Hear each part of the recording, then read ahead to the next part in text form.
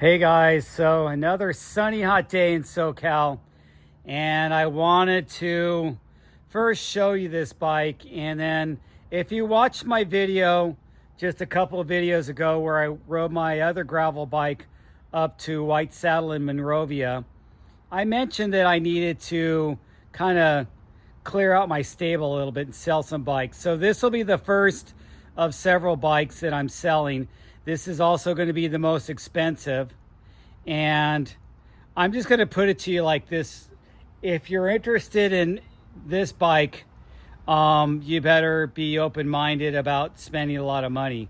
If you're looking for a bargain, you may wait till I have some of my other bikes, like my steel frame bike or my old Trek Remedy or something like that. Those will be cheaper. But this is titanium. This is not just titanium. It's titanium made in the USA by Seven, and it's a Seven Ergon Evergreen SL. So SL means it's their super light butted tubing. This is like 3 levels above their basic titanium tube set. This has really been customized to me at my weight, 160 pounds, my height, 5'6" with a 29-inch inseam. So, and it's made for me. My needs when I built this bike up was to be a comfortable Century bike. I ride Centuries on this all the time. You guys have seen many of them. So let me start with a parts list, and I will go into details in the description in this video and write them out for you. But right now I just want to post this up, and then I'll put the parts list later. So let's start. Titanium frame.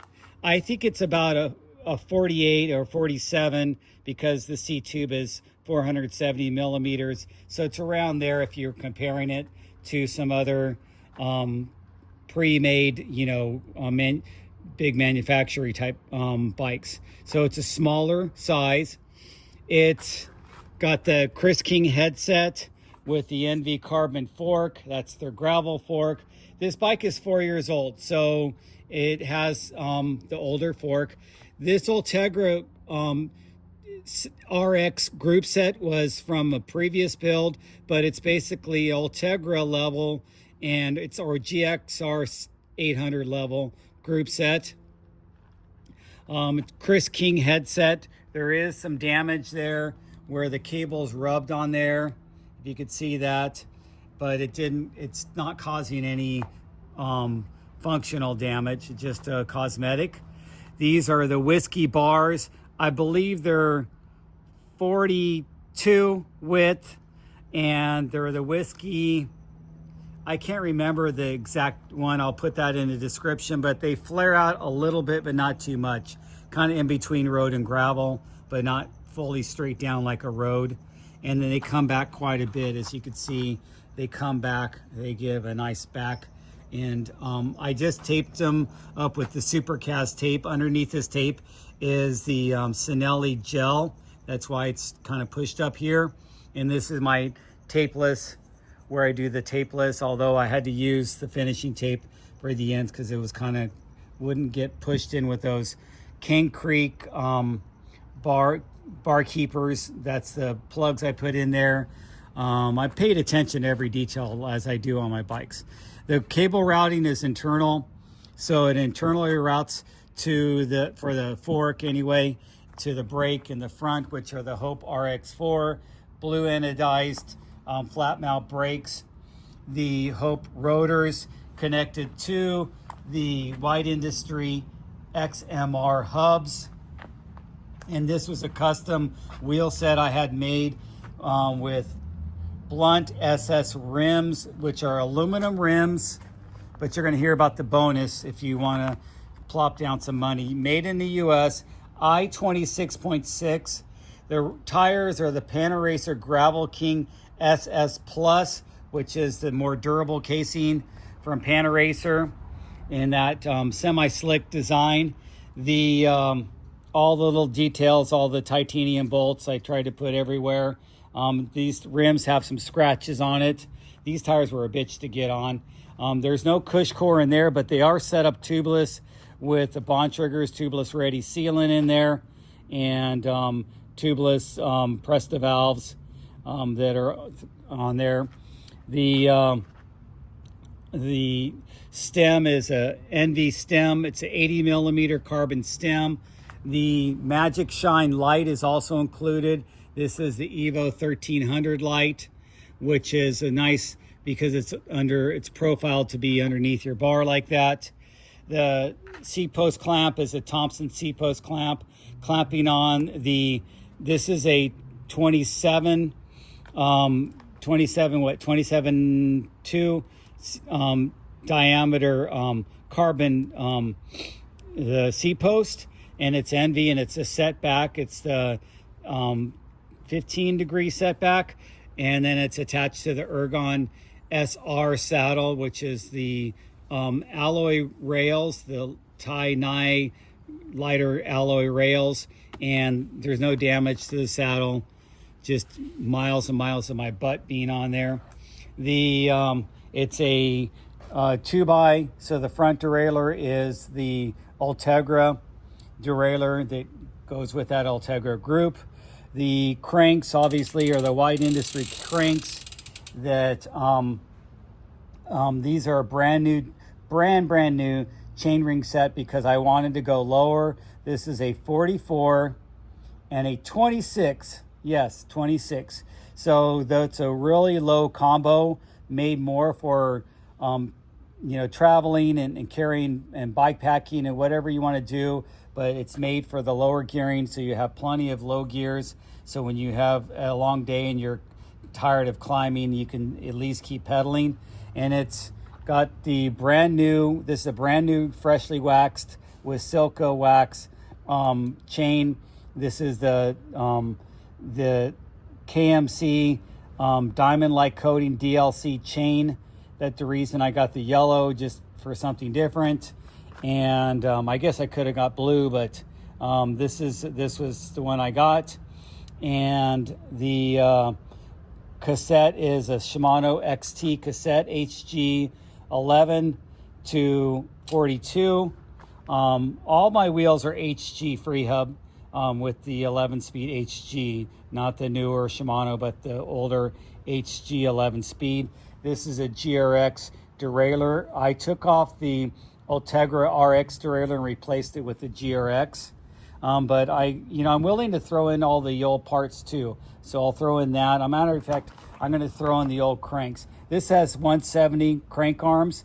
I have the 175 crank arms from the Easton EC90 carbon cranks that also is a 2x, but doesn't go down to the crazy low gearing that does. The bottom bracket is a Chris King bottom bracket, just matching with that slate anno matte finish. That's the same as the headset. The rear brake, obviously, same as the front brake with the Hope RX4, dual piston caliper brakes. This is also the flat mount, and then, again, also the Hope rotors, and then the Wide Industry hub, XMR hub.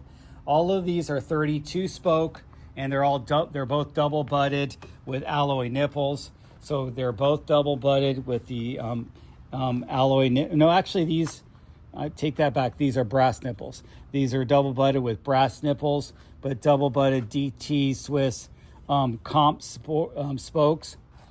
32, like I said. The what else do I got going?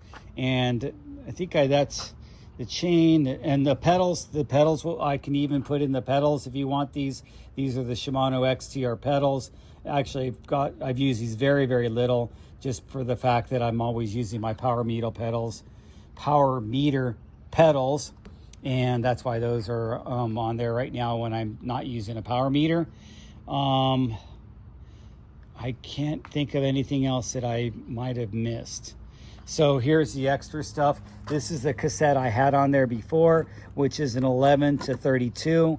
1132 that I had paired up with this chain ring, which is a 48 and a 30. So that actually worked too. And that'll interchange with those chain rings with Wide Industry. They make a very much kind of like component where you can mix and match them. The Wide Industry cranks are the spline. They're not the square taper, old-fashioned ones. They're the newer spline of Wide Industry. Really nice modular design that they have with Wide Industry. I love those cranks. If you guys want to have the Easton carbon cranks, I will take some money off and keep those cranks and give you the Easton carbon cranks. I should have put those out here for the video. Then I'm also going to sell it with this wheel set or without this wheel set. And this is the matching Chris King, matching, colorway of the Chris King, the slate, matte slate color. And this is a wheel set built with these amazing 101 Zipp 101 rims, which are internal width 28. So you get some pretty wide rims. These are internal width 26.6. These are internal width 28 millimeters.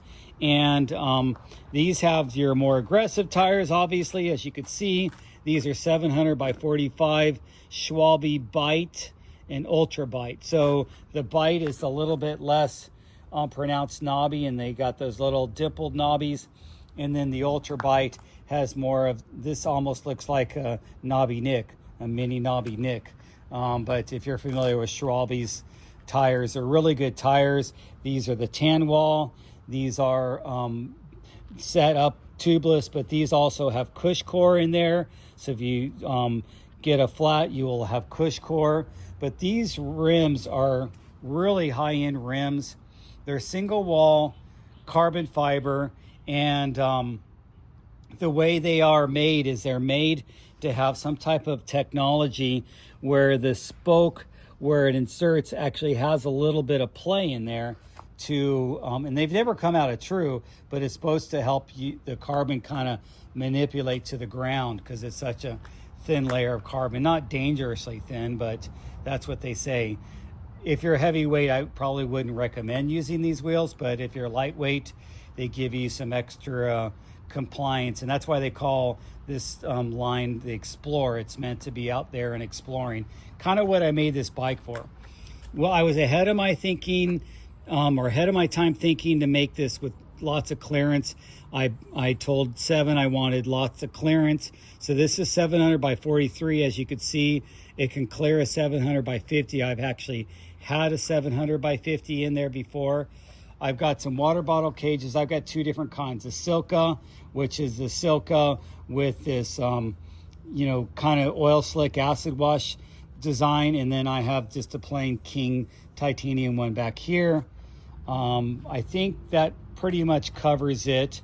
You guys know about Chris King hubs, how well those are. These are center lock with the Chris King hubs. You get also the center lock for the brake, because you need to use the Chris King one when you use the Chris King hubs.